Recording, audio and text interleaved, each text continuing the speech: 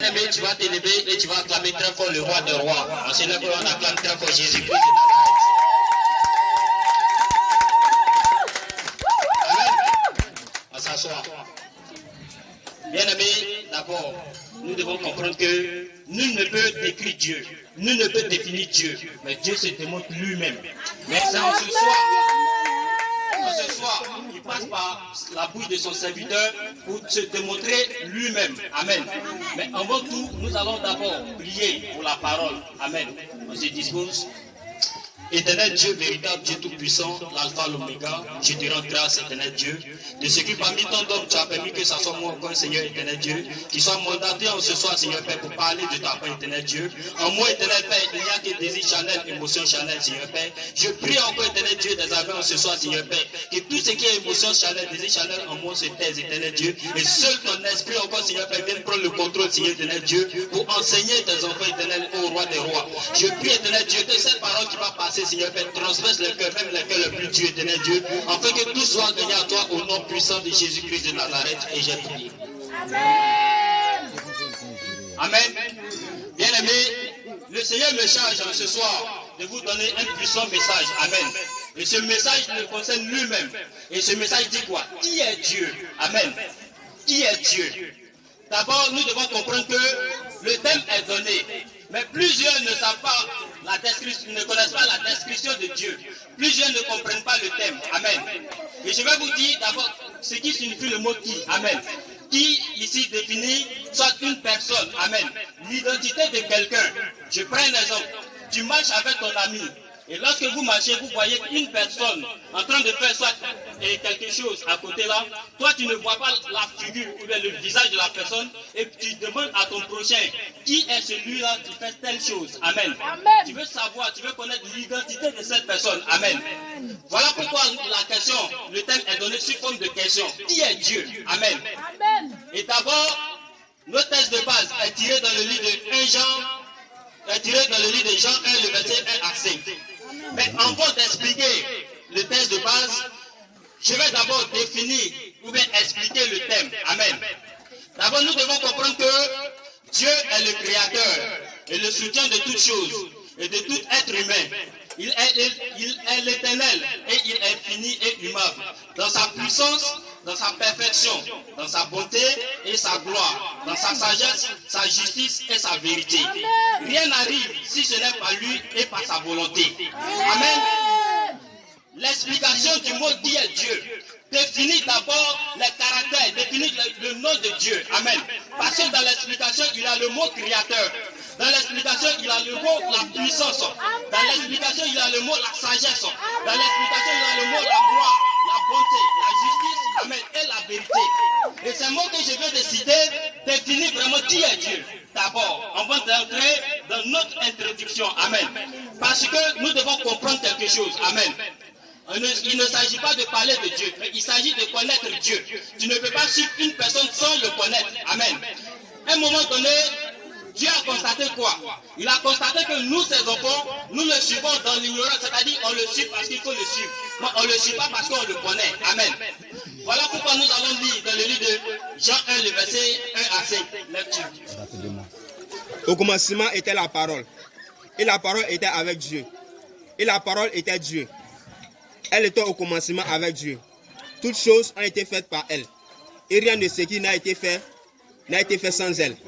En elle était la vie. Et la vie était la lumière des hommes. La lumière luit dans les ténèbres. Et les ténèbres ne l'ont point reçue. Amen. Amen.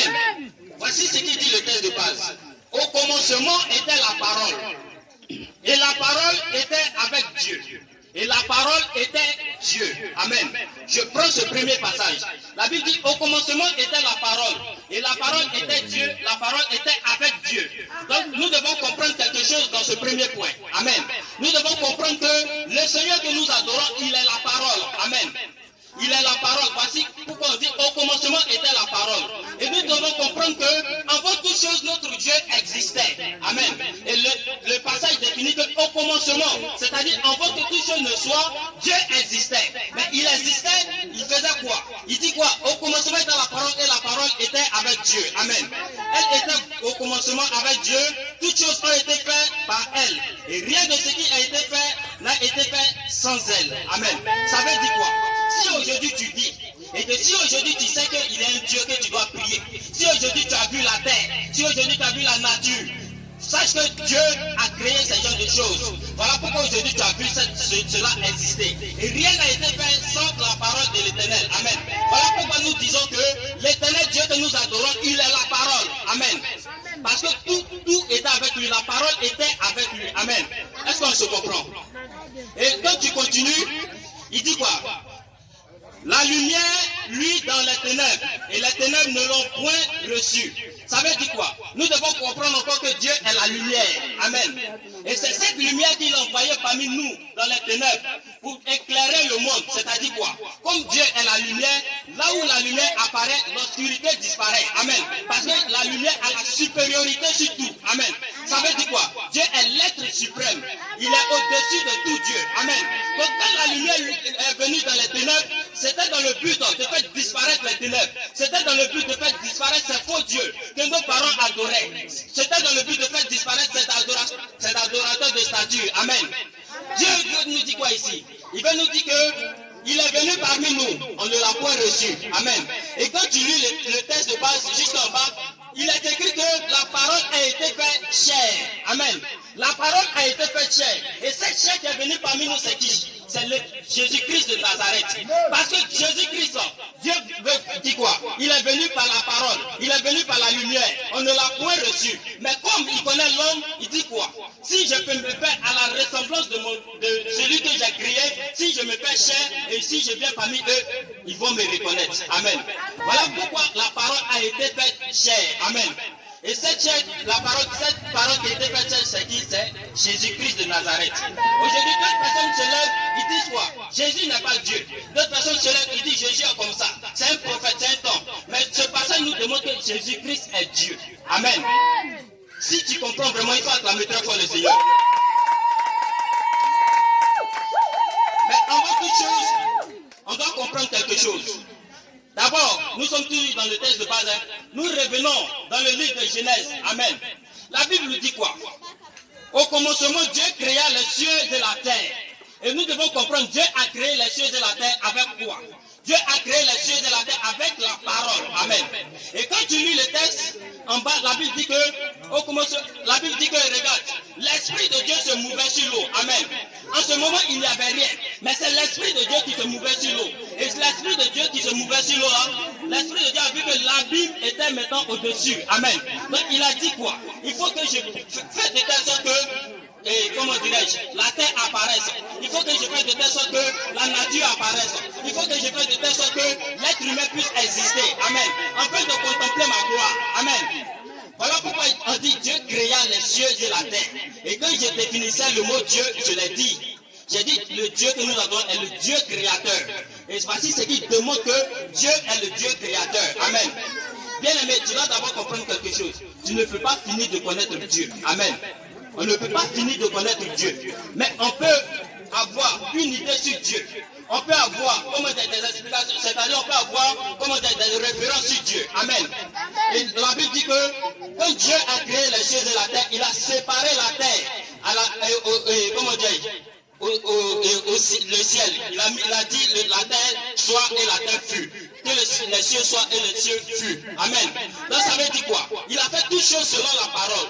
Est-ce que vous comprenez pourquoi le texte de base est tiré dans le livre de Jean 1, le verset 1 à 5? Toutes choses ont été faites par la parole. Donc ça veut dire quoi? Dieu est la parole. Amen. On va continuer. Bien aimé, il faut acclamer très fort le Seigneur.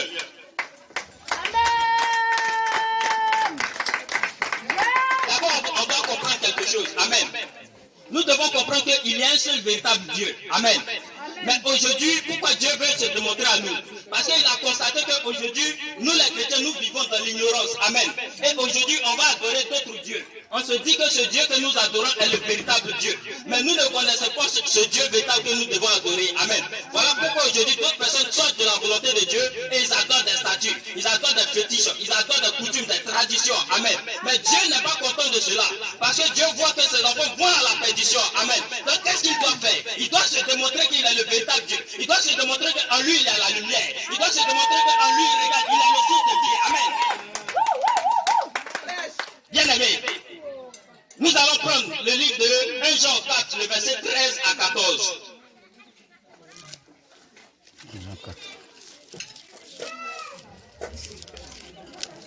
1 Jean 4, le verset 13 à 14.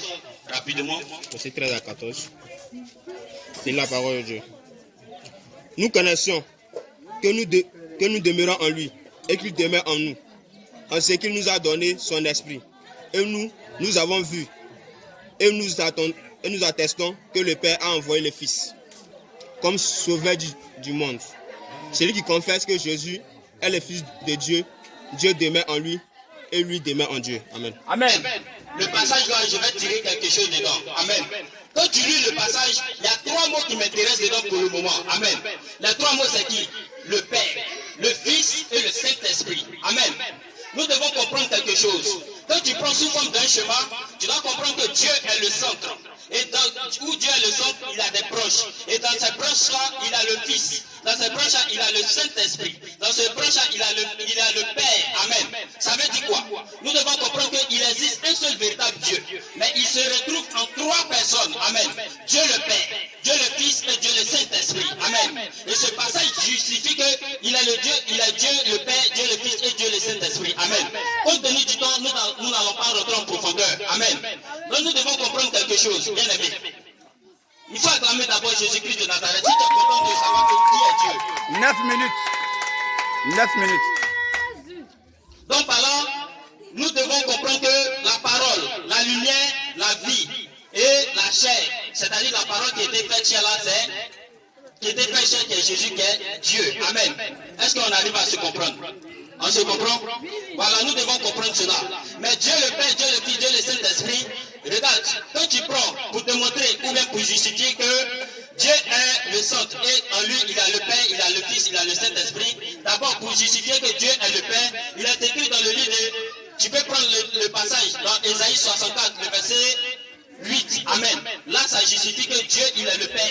Et tu peux prendre aussi la parole de Dieu dans Matthieu 3, le verset 16 à 17, qui justifie que Dieu est le Fils. Amen.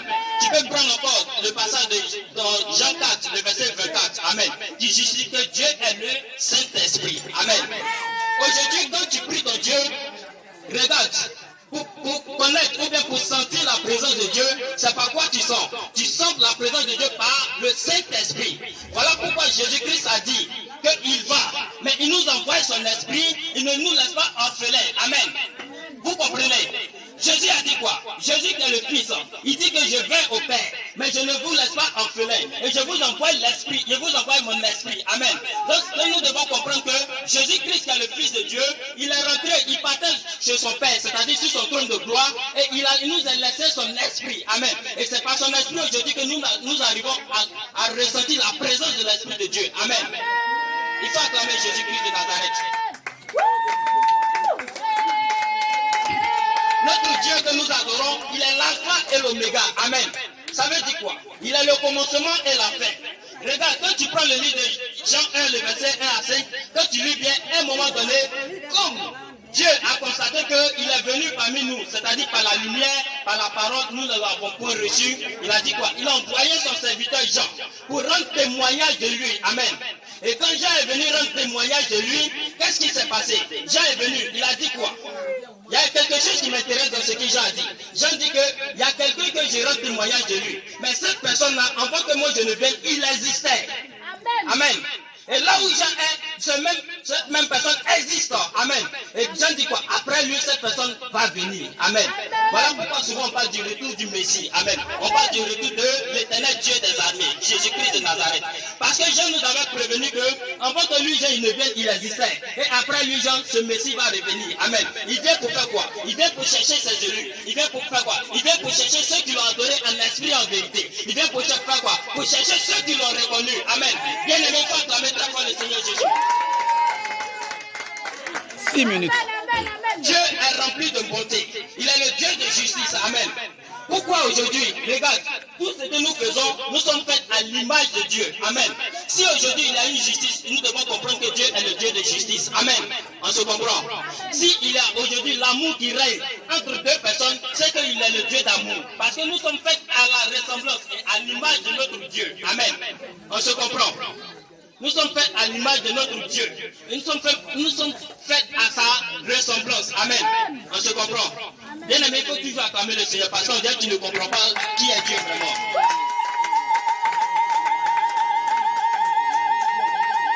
Bien aimé, je vous ai dit dans le début qu'on ne finit jamais de connaître Dieu. Si tu veux enseigner sur la parole de Dieu, si tu veux enseigner pour te montrer qui est Dieu, tu peux prendre même des années pour enseigner qui est Dieu. Parce que toutes les existences de Dieu sur terre, c'est-à-dire toutes les existences de Jésus, tu dois expliquer. Mais le temps ne nous permet pas de rentrer véritablement en profondeur. Amen. Donc pour cela, je vais terminer mon message. Bien aimé, tu vas prendre ta Bible dans le livre de Apocalypse 22, le verset 13 à 14. Verset 14, j'ai la parole de Dieu. Je suis l'alpha et l'oméga, le premier et le dernier, le commencement et la fin. Heureux ceux qui lavent leurs robes, afin d'avoir droit à l'arbre de vie et d'entrer par les portes dans la ville. Amen. Amen. La parole de Dieu dit quoi? Je suis l'alpha et l'oméga, le premier et le dernier, le commencement et la fin. Ce passage définit que Dieu il était au commencement. Voilà pourquoi la parole dit dans le livre de Genèse que avant toute chose, l'Esprit de Dieu se mouvait sur les eaux. C'est-à-dire quoi? Il était au commencement. Et c'est par sa parole que tout a été créé. Et Dieu que nous adorons, il sera jusqu'à la fin. Parce qu'il dit, il est l'alpha et l'oméga. Nous devons comprendre que notre Dieu que nous adorons, il est l'alpha et l'oméga. Le commencement et la fin, bien aimé. Il faut acclamer très fort Jésus-Christ de Nazareth. Jésus-Christ, il est l'alpha et l'oméga. Il a créé toutes choses à son image. Il a créé toutes choses par sa puissance. Il a créé toutes choses selon sa volonté. Et rien de ce qui n'arrive sans que l'éternel Dieu n'a permis. Amen. Il était au commencement et il sera à la fin. Amen. Donc on comprend que Jésus-Christ est l'alpha et l'oméga. Mais bien aimé, je vais te dire quelque chose dans ce soir. Regarde, tu n'as pas reçu le Dieu suprême, le Dieu qui t'a créé. Il est venu parmi nous. Nous ne l'avons pas reçu. Amen. Nous l'avons rejeté. Ça veut dire quoi? Il le dit dans le livre de Jean que, regarde, nous n'avons pas reconnu la lumière. Amen. La lumière qui est Dieu là, on ne l'a pas reconnue. Mais ce soir, je vais te dire par ce passage que Dieu, il est l'alpha et l'oméga. Quelle que soit ta situation, quelle que soit, regarde, la situation, c'est-à-dire la performance, ton titre que tu as, que tu ne peux pas reconnaître Dieu. Sache que Dieu, avant que tu n'existais, il était. Et quand tu vas mourir, il sera là. Amen. Et c'est ce Dieu-là qui va te juger. Donc je vais t'exhorter ce soir qu'il faut te repentir si tu n'as pas reçu l'éternel et tu n'as pas reçu le Messie. C'est-à-dire si tu as rejeté Dieu, il faut te repentir, bien aimé. Parce que si tu te repens, il dit quoi? Il est le Dieu de miséricorde. Amen. Tu l'as ignoré, c'est-à-dire dans l'ignorance, tu l'as rejeté. Mais en ce soir, il t'informe pour te dire qu'il est le Dieu véritable. En ce soir, il t'informe pour te dire qu'il est l'alpha et l'oméga, le commencement et la fin, bien aimé. Il faut recevoir l'éternel Dieu. En fait, que ta marche chrétienne soit en fait être véritable. Amen. Dieu veut nous dire quoi? Nous devons le recevoir. Parce que regarde, il nous a créés à son image et à sa ressemblance. Amen. Et nous sommes faits à l'image de Dieu. Mais pourquoi nous ne reconnaissons pas notre Père véritable? Pourquoi nous ne reconnaissons pas notre Dieu véritable? Celui qui a mis tout en nous, celui qui nous donne le souffle de vie. Pourquoi nous ne le reconnaissons pas? Amen. Et il constate qu'aujourd'hui, regarde, nous adorons des faux dieux. Il constate qu'aujourd'hui, nous adorons des dieux qui ont des yeux mais ils ne parlent pas. Ils ont des oreilles mais ils n'entendent pas. Ils ont une bouche mais ils ne parlent pas. Amen. Mais le Dieu véritable, lui, il a une bouche qui parle. Il a des yeux qui voient. Il a l'oreille qui entend. Amen. Bien aimé, tu dois comprendre quelque chose. Tu dois comprendre qu'aujourd'hui, regarde, ces fétiches que tu te confies à eux. Tu dois comprendre aujourd'hui ces statues que tu adores. Tu dois comprendre qu'aujourd'hui, regarde, ces adorations, ces coutumes, ces traditions que tu adores, ils ne peuvent rien faire pour toi. Mais c'est l'alpha et l'oméga. Le commencement et la fin, c'est lui qui a fait toutes choses. C'est lui maintenant que regarde, que tu dois adorer, bien aimé. Tu dois te confier à ce Dieu. Tu dois te confier à lui parce que regarde, il est le Dieu suprême, la supériorité de tout. Amen. À lui appartient toutes choses. À lui appartient la vie. À lui appartient la nature, bien aimé. Donc tu dois comprendre que Amen. Tu dois comprendre que Jésus-Christ est Dieu. Amen. Voilà un peu la démonstration que je voulais faire. Que Dieu vous bénisse.